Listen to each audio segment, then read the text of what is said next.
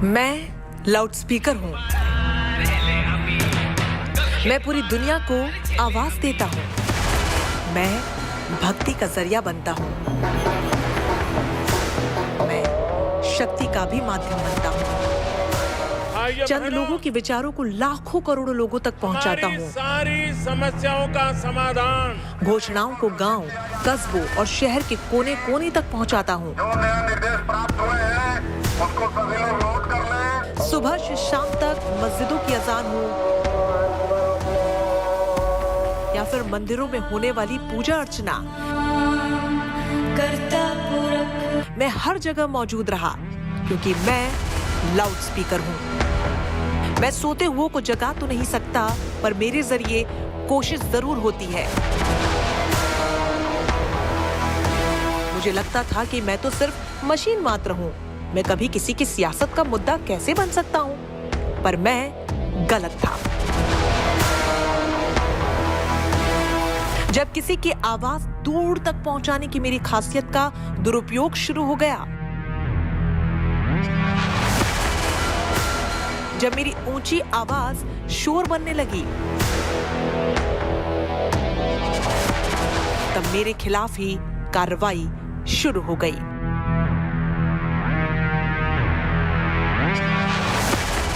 उत्तर प्रदेश में मेरी आवाज या तो पूरी तरह बंद कर दी गई है या फिर शोर मध्यम कर दिया गया है। आगरा हो या बरेली, लखनऊ हो या नोएडा, या फिर गोरखपुर या वाराणसी ही क्यों ना हो, यूपी का कोई जिला बाकी नहीं रहा जहां मेरे खिलाफ पुलिस की कार्रवाई न की गई हो। 23 अप्रैल को राज्य की योगी सरकार ने प्रदेश भर में लाउडस्पीकर्स के खिलाफ अभियान की शुरुआत की। दिन बदले, शहर बदले, लेकिन प्रशासन की कार्रवाई नहीं थमी। સાંભળો સુરત શહેર પોલીસ તરફથી સુરતના શહેરીજનોને વિનંતી કરવામાં આવે છે કે मंदिर, मस्जिद, गुरुद्वारा, हर जगह से मुझे हटाया गया।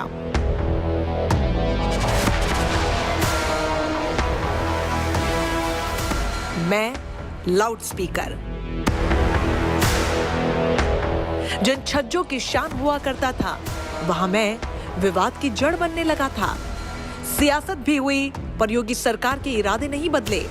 असल ऐसा हुआ कि कई जिलों में तो मालिकों ने खुद ही मुझे उतारना शुरू कर दिया।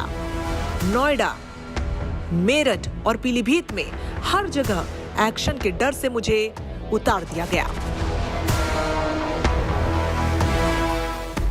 मंदिर हो, मस्जिद हो और किसी भी प्रकार के कोई प्रतिष्ठान हो जहाँ पे इस प्रकार के जरूरत से ज्यादा आवश्यकता से अधिक लगे हुए थे, उनको उनसे वार्ता करके उतरवाया गया है और शेष में जहाँ पे उनकी आवश्यकता थी वहाँ पे उनकी वॉल्यूम को कम कराया गया है। इसमें मेरठ पुलिस को काफी सफलता प्राप्त हो रही है।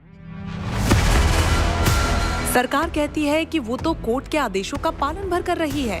हम लाउडस्पीकरों को शोर का पैमाना तय है, इसीलिए धार्मिक स्थलों से हमें हटाना जरूरी है। मुझे डर था हम लाउडस्पीकरों को हटाने से धार्मिक भावनाएं भड़क सकती हैं, पर एक्शन से पहले धर्मगुरुओं की मदद ली गई। उन्हें समझाया बुझाया गया, कहा गया कि कैसे ध्वनि प्रदूषण के खिलाफ कोर्ट ने सख्ती की है।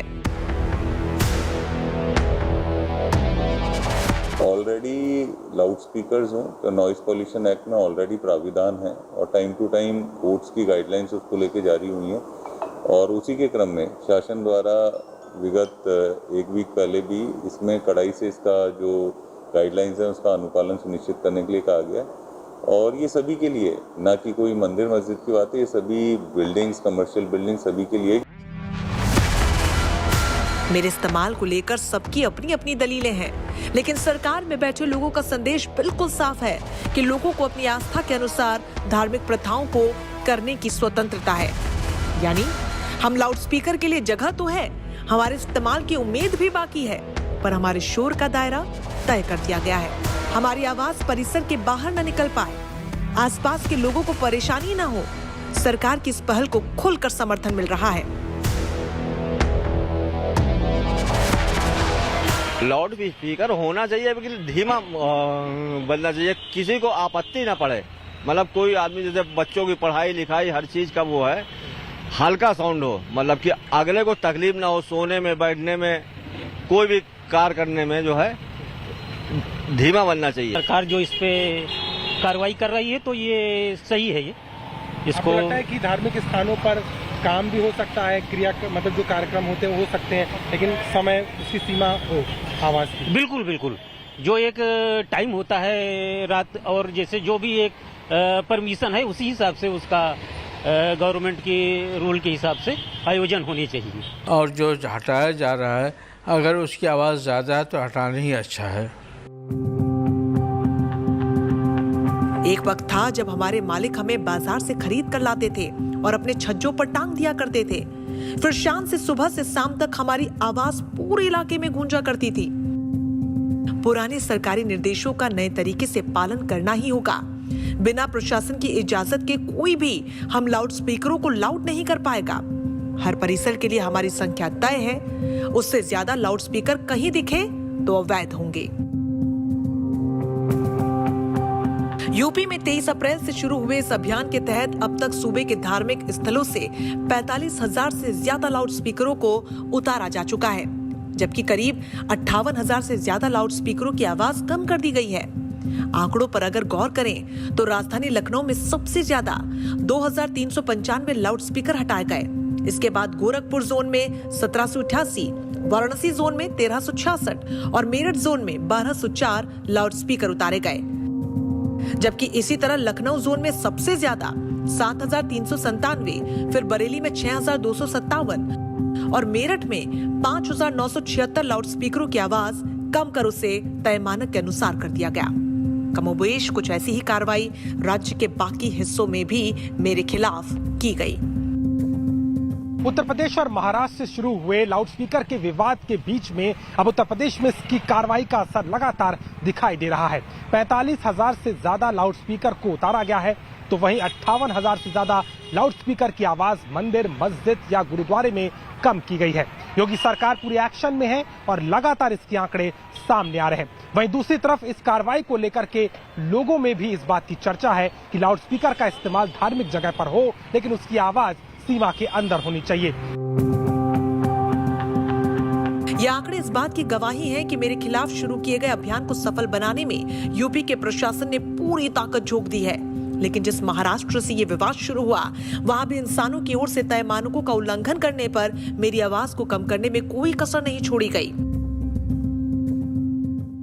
मुंबई समेत महाराष्ट्र में लाउडस्पीकर का मुद्दा अब तूल पकड़ते जा रहा है। आम इंसान हो या पॉलिटिकल गलियारे हो, हर जगह लाउडस्पीकर को लेकर आग सी लगी हुई है।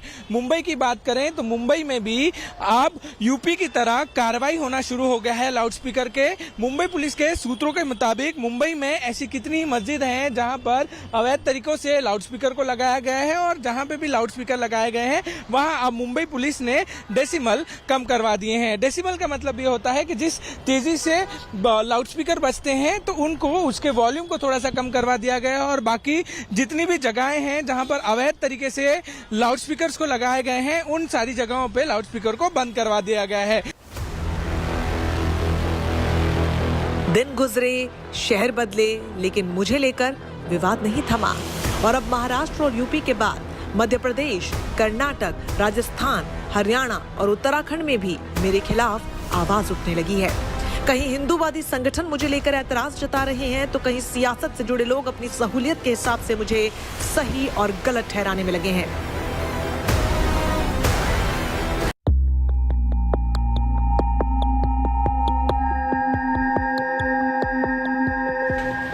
मेरा इस्तेमाल धार्मिक कार्यक्रमों में भी होता है और सियासी सभाओं में भी। मुझे शादी के जश्न में भी बजाया जाता है और मेलों में भी। मेरी अहमियत को हर कोई समझता है, फिर भी गाहे बगाहे मुझे लेकर विवाद खड़ा हो ही जाता है। और इस बार मुझे लेकर विवाद की शुरुआत महाराष्ट्र से हुई, जहां राज ठाकरे ने 12 अप्रैल को मस्जिदों में मुझे हटाने की मांग कर दी। प्रार्थनेला माझा विरोध नाही, पण या मशिदींवरती लागलेले भोंगे हे खाली उतरवावेच लागतील। या सरकारला हा निर्णय घ्यावाच लागेल। आजच सांगतोय, आत्ता सांगतोय, ज्या मशिदीच्या बाहेर हे भोंगे लागतील त्याच्या दुप्पट समोर स्पीकर लावायचे आणि हनुमान चालीसा लावायचा। फिर तो इस विवाद में वीएचपी और बजरंग दल जैसे हिंदूवादी संगठन भी मुखर होकर बोलने लगे। चाहे सुबह हो या शाम, रात हो या दिन, सियासत में सिर्फ मेरी ही चर्चा होने लगी। मानो इस वक्त देश की सियासत मुझसे बड़ा मुद्दा और कोई हो ही ना।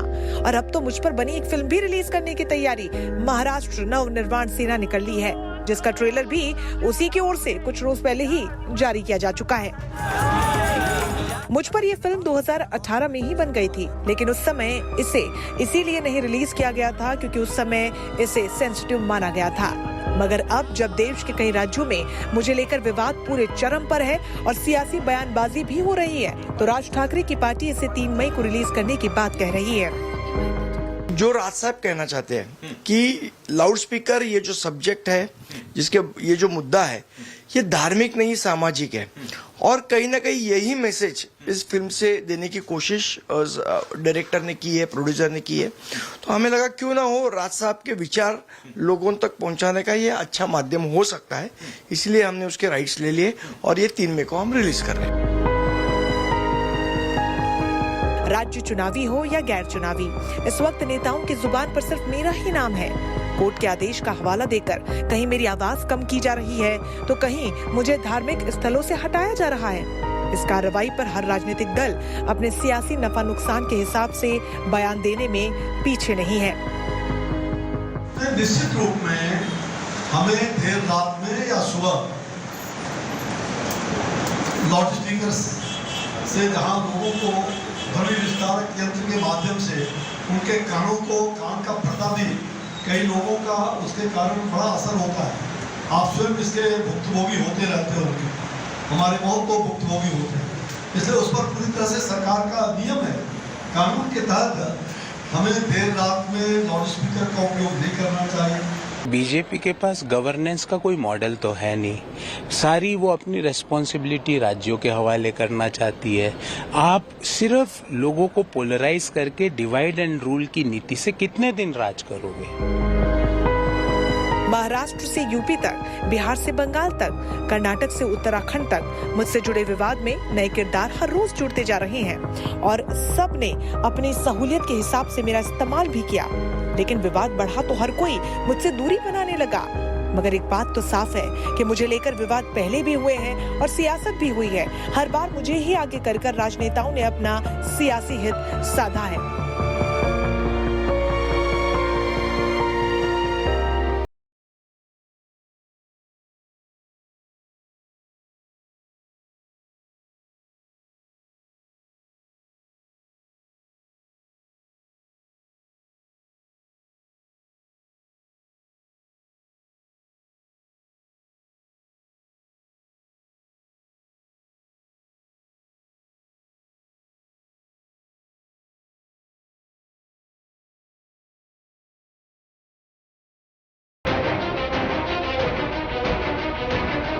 मुझे हमेशा से इस बात का गुमान था कि मैं सबसे ऊपर हूं। मेरे पैर कभी जमीन पर नहीं पड़ते थे।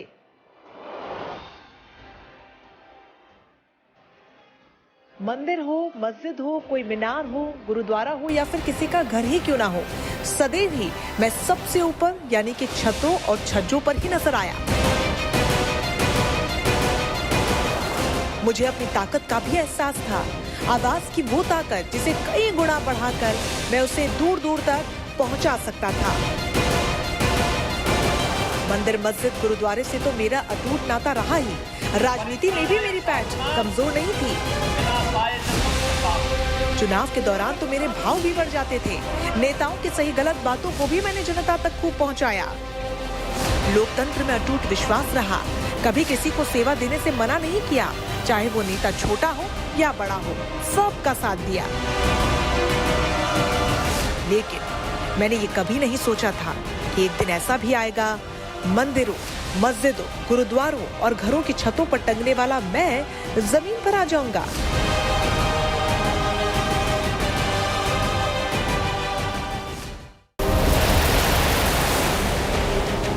अब पहले की तरह मेरी आवाज भी लाउड नहीं रही। वैसे चुनौती तो मुझे पहले भी मिलती रही है। किसी समय आवाज की दुनिया पर मेरा एक छत्र राज था। शादी ब्याह हो या कोई दूसरा शुभ आयोजन, मैं पूरे तामझाम के साथ आता था और सबसे ऊपर नजर आता था।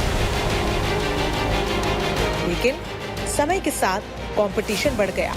मेरे से बड़े साउंड बॉक्सेस ने अपनी जगह बना ली, लेकिन मंदिर मस्जिद में मेरी जगह पहले की ही तरह तय बनी रही। मेरी जगह कोई नहीं ले सकता था। मुझे इस बात का बेहद घमंड भी था। कई बार मेरी शिकायत अदालत तक से की गई, मुझे कंट्रोल करने की कोशिश की गई, लेकिन मैं फुल वॉल्यूम में बजता रहा और यही आवाज आज मेरी दुश्मन बन गई। मुझे किसी की बुरी नजर लग गई है। मुझे उत्तर प्रदेश जैसे बड़े राज्यों की मंदिरों मस्जिदों से उतारा जा रहा है। मेरी आवाज को दबा दिया गया है। आज मैं जमीन पर हूँ। धर्म आधारित राजनीति से दूर मेरा एक अपना संसार भी है, अपना एक इतिहास भी है। मैं करीब 160 साल पुराना हूँ। अलेक्जेंडर ग्राहम बेल ने 1876 में मेरा आविष्कार किया था। बड़े ही प्यार और लगन से मुझे तैयार किया। अपने नाम मेरा पेटेंट करवाया।